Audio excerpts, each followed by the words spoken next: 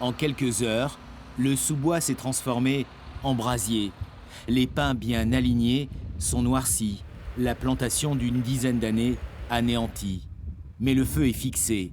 Le déploiement de force aura payé. 130 hommes, des dizaines de camions. Le combat était comme prévu, tant les conditions estivales appellent le feu, notamment les orages. C'est par rapport au phénomène de foudre qu'on a pu observer cette nuit.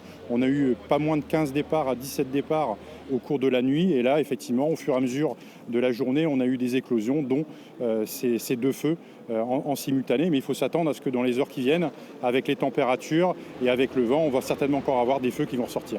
Dans les airs, la bataille s'est aussi organisée. 2 Canadair en rotation et 2 Dash, ces avions puissants, poids lourds remplis de produits retardants. Au total, 26 hectares sont malgré tout partis en fumée. Mais l'incendie n'a touché aucun village, aucune habitation. On a eu peur, bien évidemment, on a eu peur. Et puis, chapeau aux pompiers, aux forces qui sont intervenues aujourd'hui. Beaucoup de réactivité, c'est vraiment bien. C'est un habitant du secteur qui a donné l'alerte, suffisamment tôt pour que 2 heures et demie plus tard, lutter se conjugue au passé.